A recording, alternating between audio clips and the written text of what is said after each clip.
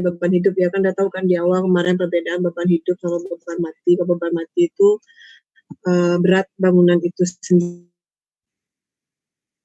Kalau beban hidup itu dia kadang ada kadang enggak gitu. Yang beban hidup walaupun dia misalnya kayak perabotan dan lain sebagainya itu digolongkan sebagai beban hidup karena dia bisa dipindahkan walaupun dia benda mati. Oke, muatan hidup yang bergerak dari ujung ke ujung lainnya itu disebut dengan beban bergerak. Nah, sebuah kendaraan yang melalui satu jembatan maka akan timbul perubahan nilai reaksi maupun gaya dalamnya. Bayangkan kalau di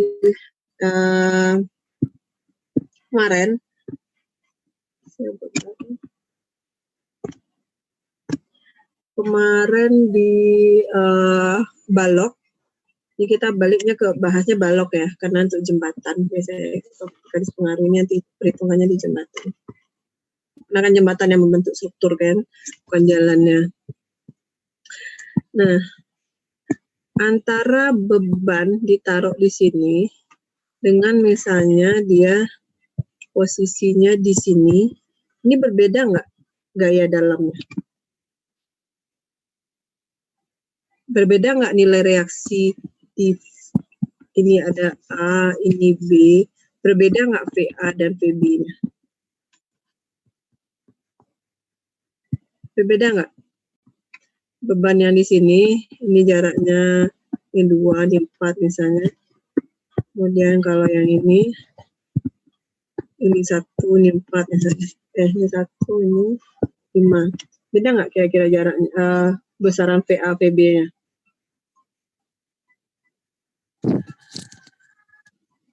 Beda atau enggak? Halo? Beda atau enggak? Beda, Bu. Beda. Berapa? Kalau atau Ibu balik lah. Ibu samakan angkanya.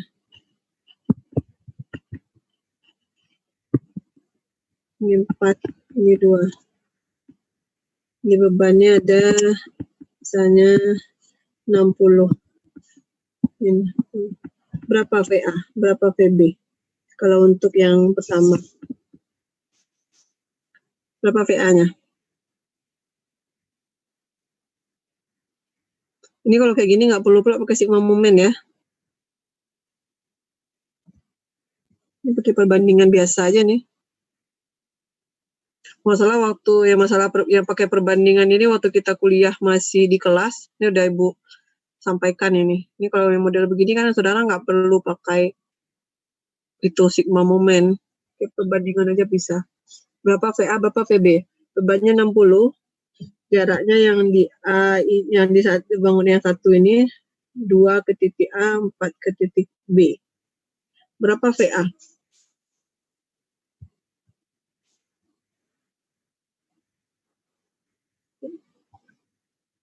Udah. Yang bisa jawab. Gimana saudara nih? Harus pakai sigma momen pula hitungnya dulu nih, kayak gini nih. Ini logika aja loh. Anak teknik kalau kuat logikanya di sini nih. Berapa si A nanggung, berapa si B nanggung?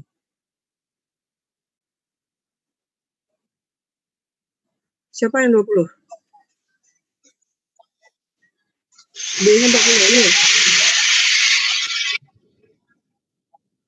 Ya, yang lain ya itu. Kebalik, Bu. Terbalik, Bu. Yang mana yang 20, yang mana yang 40? VB 20, VA 40. Oke. Sebalik ya Arif. VB-nya yang 40, yang 20. Ini yang 40. Tapi dia pakai perbandingan jarak aja kan. 4/6 kali 60 dapat 40. 2/6 kali 60 dapat 20. Jadi kenapa di sini ya logikanya wajar saja kan, yang di sini lebih berat.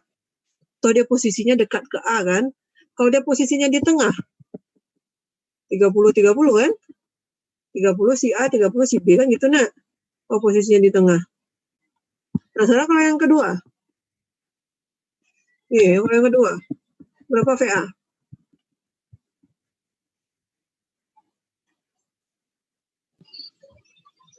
Berapa VA? 20. VA yang 20, ini yang 40. Gitu ya. Artinya apa? Berbeda posisi letak beban, nilai reaksinya akan berbeda ya. Nah, misalnya digeser lagi nih ke sini jadi 3, atau dia di sini 42 kayak gini gitu ya. Atau geser lagi ke sini. Sini kalau geser ini saya saat di sini 1, jarak di sini 5, berarti berapa nih? Nah, yang ini jadi 50, yang ini jadi 10 gitu kan. Jadi yang seperti ini artinya apa? Beban itu posisi beban akan mempengaruhi reaksi peletakannya. Nah, akibatnya pada saat dia bebannya bergerak, maka juga terjadi perubahan reaksi peletakan. Pada saat, nah sekarang kalau dia gini, bebannya di sini.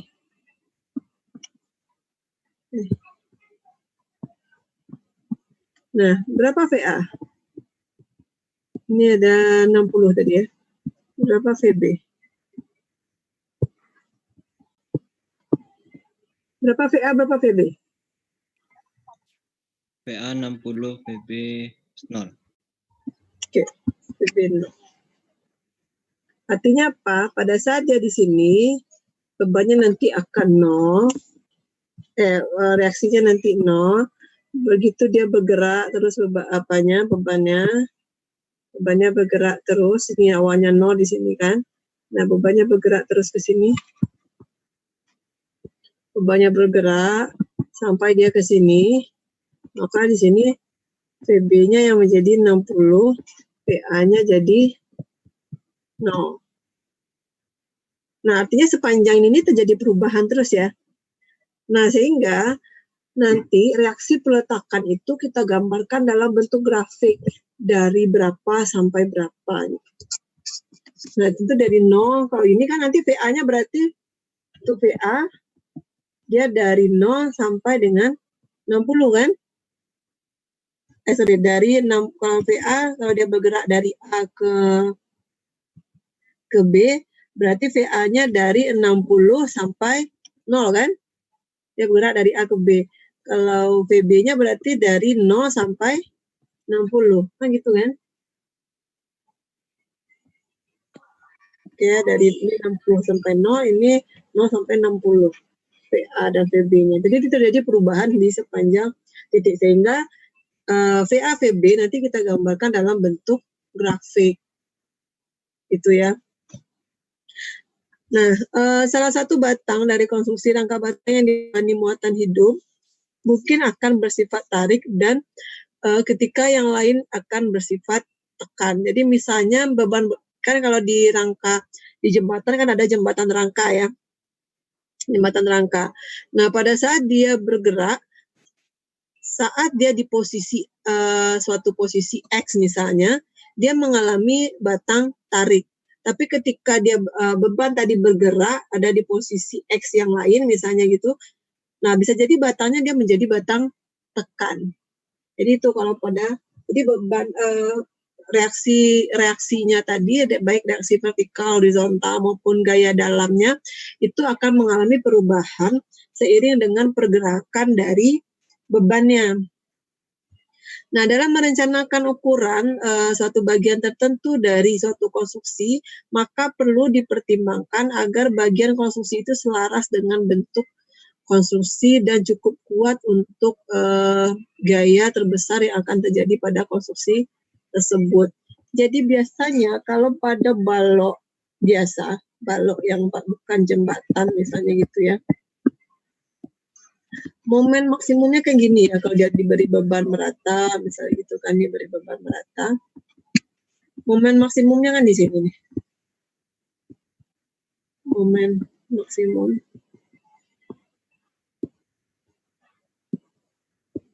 Maksnya kan di sini. Iya kan? Nah, Jadi sehingga biasanya orang, apalagi kalau di portal gitu ya, ada daerah tumpuan, nanti saudara kalau udah di semester ada nanti ini daerah tumpuan namanya, ini daerah lapangan, ini daerah tumpuan, ini yang daerah lapangan. Nah ini posisi besi itu berbeda tuh. Di daerah tumpuan, karena dia momennya nanti yang terjadi adalah seperti ini, yang terjadi adalah begini, sehingga besi itu yang perlu banyak itu sini kalau yang di daerah lapangan. Di daerah tumpuan itu di atas, besi yang diperlukan. Nah tapi kalau di jembatan, karena dia bergerak, artinya momen maksimumnya itu memang terjadi di sepanjang batangnya tadi. Nah sehingga biasanya konstruksinya selaras, sama banyak jumlah batangnya di antara balok bawah sama balok atas gitu ya. Oke, kita lihat lagi ke sini. Nah, maka di sini agar bagian konstruksi tersebut itu selaras dengan bentuk konstruksi, maka berarti dia harus, artinya walaupun misalnya di sana momennya yang terjadi juga bisa momen minimum di sana, bisa dari 0 sampai 100, momen maksimumnya juga terjadi di titik itu, berarti satu titik itu dia harus sanggup menahan mulai dari minimum sampai maksimum. Nah, kurang lebih seperti itu.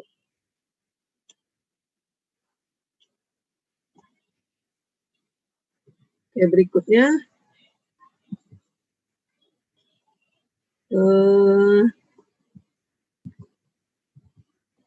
besarnya gaya dalam yang dihasilkan oleh suatu muatan hidup pada bagian tertentu tergantung kepada posisi muatan konstruksinya. Berarti kalau kemarin kita kan VA dapat VA sekian, dapat VB sekian, dapat reaksi peletakan, dia dapat HA sekian. Baru kita hitung gaya dalamnya kan. Gaya dalam kan dengan kondisi bentuk nilai VA-nya segitu. Nah, kalau seandainya bebannya bergeser, tentu nanti otomatis reaksi peletakannya berubah, gaya dalamnya juga berubah. Dia tergantung kepada posisi dari muatan. Jadi gaya dalam juga bergantung pada posisi dari muatan. Kemudian posisi muatan hidup yang mengakibatkan nilai gaya dalam maksimum pada bagian tertentu dapat berupa reaksi peletakan, gaya lintang, momen lentur, gaya batang kalau pada rangka batang. Jadi di sini gaya dalam yang termasuk juga reaksi peletakan juga harus mampu juga dipengaruhi oleh posisi muatannya. Jadi kalau muatannya berbeda posisinya, dia bergerak, maka juga terjadi perubahan baik pada reaksi peletakan, gaya lintang maupun gaya momen. Kalau di rangka batang berarti juga mempengaruhi atau mengakibatkan perubahan pada gaya batangnya. Nah, kemudian garis pengaruh. Nah, jadi garis pengaruh ini adalah garis pengaruh digunakan sebagai dasar perhitungan pada konstruksi yang Nah, yang dimaksud dengan muatan bergerak tadi kan yang kayak mobil, kereta api gitu ya. Kemudian akibat muatan yang berubah tadi, maka pengaruhnya terhadap penampang dari konstruksi atau dari penampang balok ini juga berubah. Sehingga perlu kita lukiskan dalam bentuk grafik. Nah, grafik itulah yang disebut dengan garis pengaruh. Jadi, yang ini tadi nilai PA-nya dari 0 sampai dari 60 sampai 0, ini kita gambarkan dalam bentuk grafik. Jadi ini misalnya garis pengaruh PA. Saat posisi beban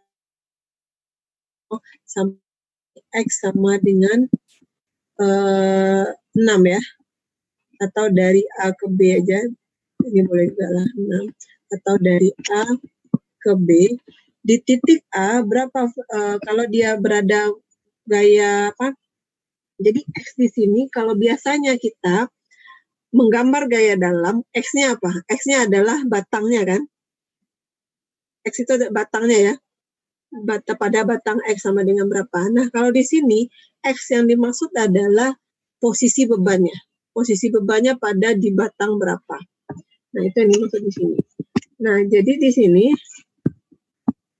pada saat posisi bebannya ada di titik A seperti ini, kan tadi VA-nya 60 ya. Nah, pada saat bebannya di titik VA, V-nya 50, VA-nya 60. Nah, 60.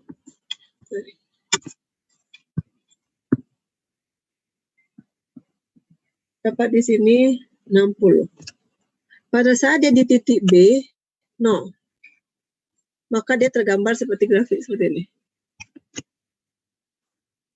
Nah, kita mau tahu berapa gaya, karena ini kan membentuk garis lurus. Kalau dia beban terpusat, dia membentuk garis lurus ya. Tapi kalau beban merata, nanti dia akan melengkung. Nah, kalau kita mau tahu, berapa reaksi VA-nya pada saat dia berada di sini misalnya. Di sini posisi bebannya. Nah, tinggal ditarik ke atas. Nah, inilah VA-nya. Berapa VA-nya. Jadi ini grafik untuk VA saja baru. Nah, ini disebut garis pengaruh. Grafik ini yang disebut dengan garis pengaruh. Jadi garis pengaruh itu adalah yang menggambarkan perubahan gaya reaksi peletakan terhadap perubahan posisi beban. Nah, kalau itu VA, berarti VB-nya kan kebalikannya ya. Ada lagi nanti garis pengaruh VB. Di titik A, di titik B, ini garis pengaruh VB. Nah, saat bebannya berada di titik A, VB-nya 0 kan? 0 ya. Pada saat bebannya berada di titik B, VB-nya 60 ya. Pada saat berada di titik A, VB-nya 0. Pada saat di titik B, VB-nya 60. Nah, sehingga dia tergambar seperti ini. Nah, ini adalah garis pengaruh VB. Nah, berapa VB kalau seandainya X-nya bebannya di sini misalnya? Tinggal tarik ke atas. Misalnya beban berada di titik itu. Nah, seginilah reaksi peletakannya. Jadi nanti reaksi peletakan itu kita gambarkan bukan lagi dalam VA sama dengan sekian, VB sama dengan sekian, tidak. Tetapi dia dalam bentuk grafik. Jadi VA itu dari 60 sampai dengan 0, VB itu dari 0 sampai 60. Gitu. Oke ya. Nah, di sini garis pengaruh adalah satu garis yang menunjukkan besarnya pengaruh dari suatu muatan terhadap setiap perubahan, untuk setiap perubahan kedudukan muatan. Nah, ini yang warna merah yang grafik tadi, itulah yang disebut dengan garis pengaruh. Jadi garis yang menunjukkan besarnya pengaruh suatu muatan untuk setiap perubahan kedudukannya. Nah, besarnya reaksi atau gaya dalam pada konstruksi itu tergantung dari posisi beban tadi. Garis pengaruh pada suatu konstruksi dapat berupa garis pengaruh reaksi. Tadi garis pengaruh reaksi itu kan, garis pengaruh VA, garis pengaruh VB. Jadi nanti VA, VB-nya nggak cuma VA sama dengan sekian, VB sama dengan sekian, nggak. Tapi dibuatkan garis pengaruhnya. Kemudian gaya lintang, kalau normal nggak ya? Nah, di sini coba lihat, garis pengaruh pada satu konstruksi berupa garis pengaruh reaksi. Reaksi di sini adalah reaksi vertikal saja, horizontal nggak ada. Nggak ada garis pengaruh HA atau garis pengaruh HB, nggak ada. Kemudian garis pengaruh lintang dan garis pengaruh momen. Tidak ada garis pengaruh normal. Nah, kira-kira kenapa? Dan bisa jawab nggak? Ada yang bisa jawab? Kalau ada yang bisa jawab, Ibu, kamu nggak perlu buat kakak, Ibu tambahkan 1 nilai tugasnya. Bu tambahkan 5 poin nanti pada nilai akhir. Kalau ada yang bisa jawab itu. Bu tambahkan 5 poin ya dari nilai akhir. Terhadap nilai akhir. Jadi kalau nilai kamu 75, dia jadi 80 gitu. Nilai akhir loh, bukan nilai tugas. Nilai tugas pasti banyak lagi pembaginya itu. Nilai akhir Ibu tambahkan 5 poin. Dan bisa jawab, kenapa garis sini garis pengaruhnya hanya kita gambarkan berupa garis pengaruh reaksi, garis pengaruh lintang, dan garis pengaruh momen saja. Kenapa garis pengaruh reaksi horizontal dan garis pengaruh normal tidak ada?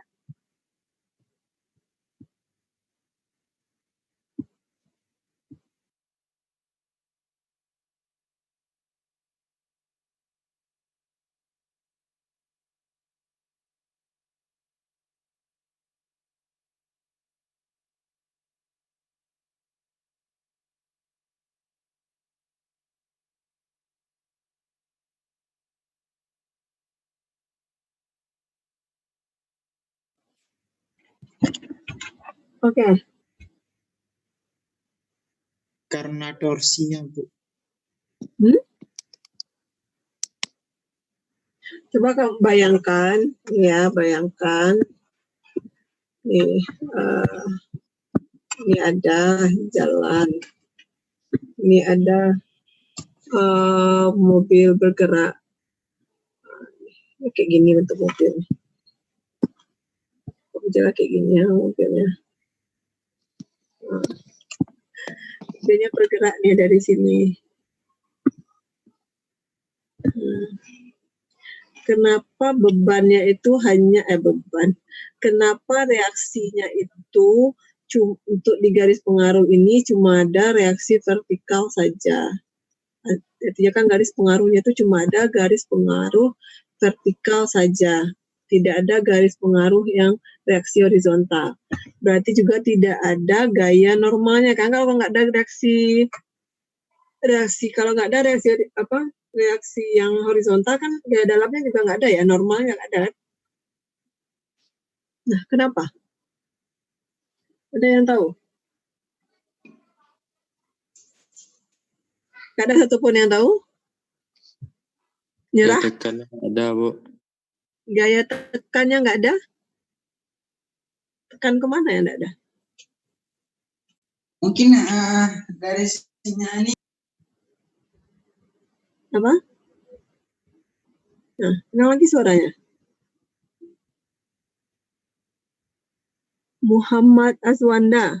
Kamu tadi yang ngomong?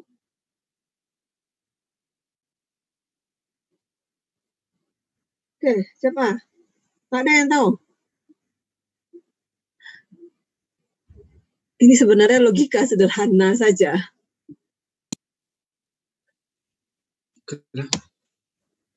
Kenapa? Nggak ada yang tahu ya? Kenapa nggak ada? Jadi garis pengaruh nanti kita gambarkan cuma 3 nanti. Garis pengaruh reaksi, 4 ya, reaksi kan dia biasanya 2. VA atau VB gitu ya, di kiri yang di kanannya. Kemudian ada gaya lintangnya, ada gaya momennya. Kalau dia di rangka batang, nanti baru ada lagi di gaya batang. Tapi kalau di nanti yang gaya batang kita nggak ada.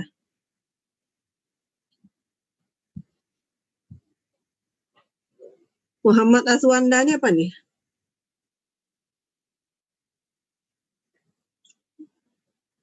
Coba nggak ada yang tahu? Karena garis kerja gaya normal berhimpit dengan gaya batang. Ya emang iya. Terus kenapa? Kenapa dia nggak ada?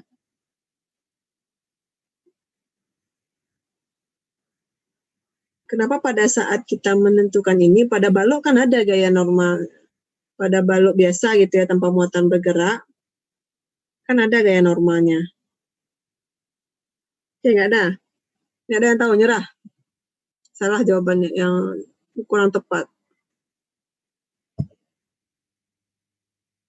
Coba saudara bayangkan, saudara pernah lihat mobil jalannya miring? Pernah lihat mobil jalannya miring? Pernah, Bu. Pernah?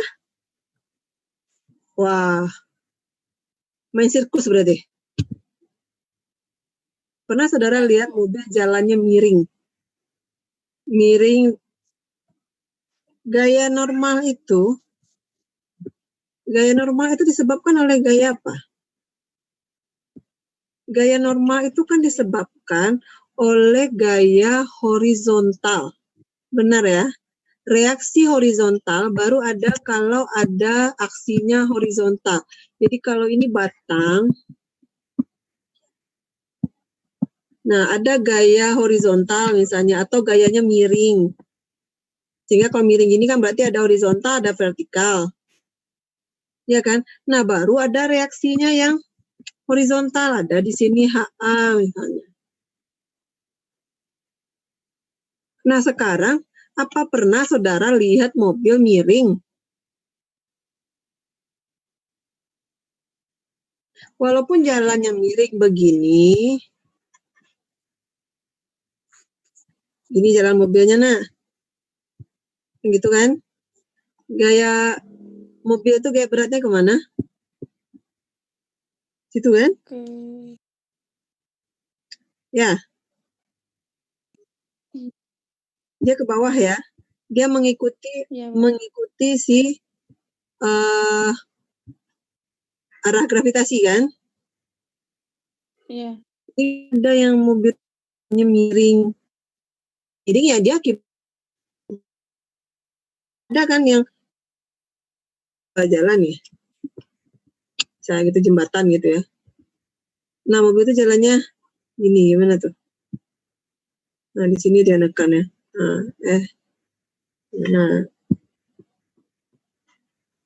Nah, kayak main sirkuit gitu deh. Ada nggak kayak gitu jalannya? Ada kan? Nah, jadi kalau di beban muatan bergerak, nggak ada gayanya yang horizontal, gayanya vertikal semua. Muatan bergerak itu dia pasti vertikal. Oke ya, sehingga di sini kan muatan bergerak ini masuk kan mobil, kereta api. Nah, sehingga reaksi normalnya nggak ada. Kalau reaksi normalnya tidak ada, berarti reaksi horizontalnya tidak ada, berarti gaya normalnya juga tidak ada. Oke ya, nah itu yang tadi nggak ada satupun yang dapat. Oke, kita melihat garis pengaruh pada balok sederhana. Oke, apabila satu konstruksi balok AB dimuat beban hidup P yang bergerak dari A ke B, seperti pada gambar, pada saat gaya P berada di titik A, maka Ibu bilang tadi ya, maka reaksi peletakan di A adalah sebesar P. Jadi kalau P 100, berarti tadi kan VA 100 gitu ya nih.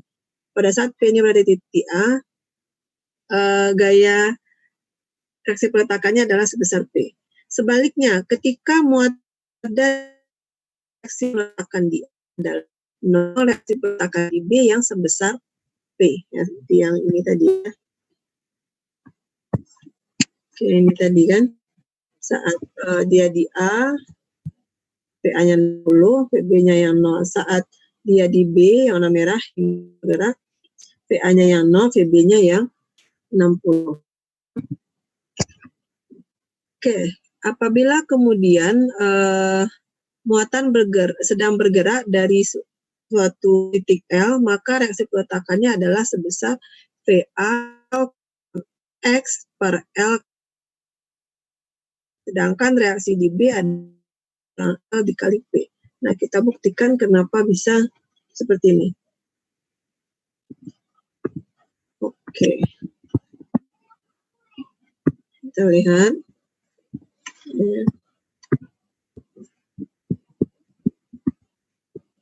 Itu ya. Oke, dia muatannya bergerak. Ini dia bergerak. Ini panah di sana menandakan gerak ya, bukan menandakan arah, bukan menandakan gaya. Jadi muatannya gerak titik A ke titik B. Ini beban sebesar P. Ini sepanjang L. Ini maksudnya ini bergerak ini ya, bukan dalam artian ini sekian enggak, dia bergerak dari A ke B. Oke. Sekarang kita, nah ini dia bergeraknya sepanjang X. Muatannya bergerak sepanjang X dari A sampai B. Sekarang sigma momen di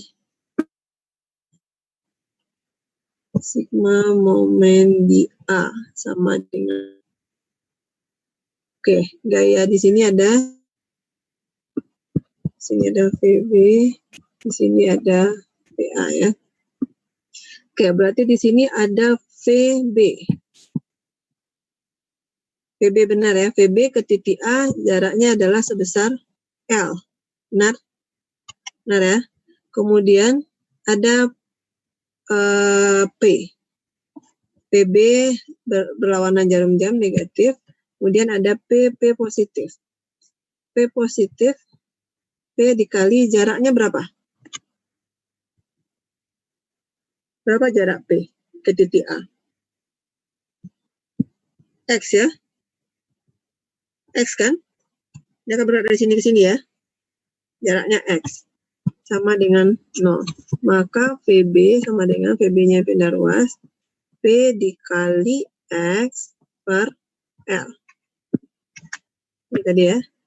P dikali X per L ini dia. Sama kan? Ini X per L kali P. Oke. Sama ya.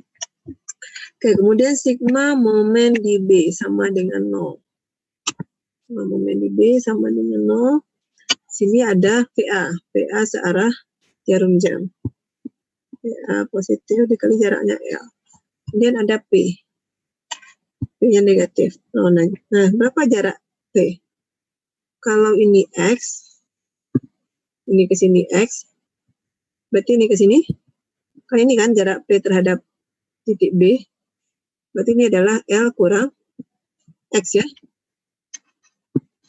Maka jaraknya adalah L dikurang X sama dengan 0. Maka VA sama dengan L dikurang X per L dikali P. Atau P L dikurang X dikali P per L. Nah, ini dia. Nah, untuk yang ini boleh saudara hafal.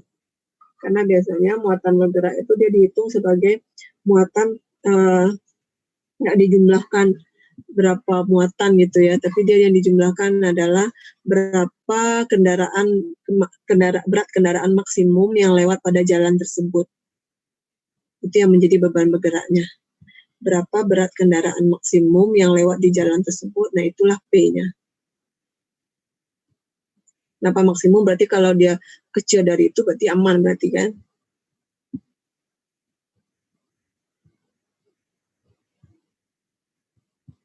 Oke. Nah, jadi di sini kan kita lihat dia menunjukkan persamaan linear ya, sama-sama ada X ya.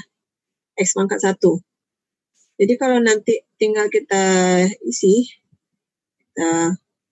bisa kita gambar sebagai ini. Oke. Kalau X-nya sama dengan 0, maka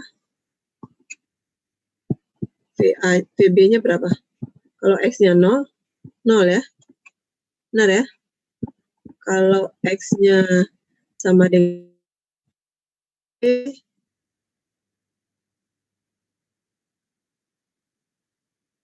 per L.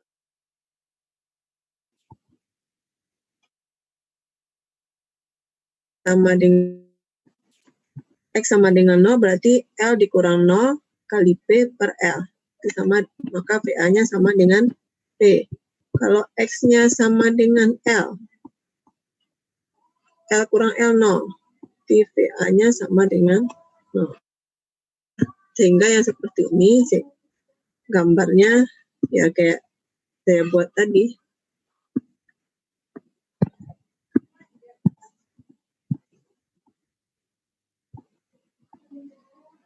Ini garis pengadian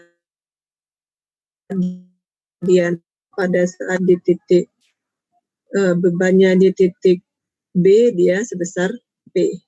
Sementara kalau garis pengaruh PA kebalikannya. Pada saat beban di titik A dia P, pada saat beban di titik B dia 0. Itu ya. Jadi itu untuk nah ini boleh kalau ini karena dia nggak kembah rumusnya. Oke. Sampai di sini pertanyaan. Oke, kalau tidak kita cukupkan dulu hari ini. Nanti kita sambung di. Ibu sebenarnya mau lanjut nanggung sebenarnya, cuman Ibu ada seminar proposal. Jadi kita cukupkan dulu untuk hari ini. Nanti baru kita bahas di gaya dalamnya. Nanti silakan dibaca dulu yang ini. Materinya sudah pernah Ibu berikan dulu di awal kuliah, yang sekaligus banyak dalam bentuk PDF. Banyak tetapi ada dari materi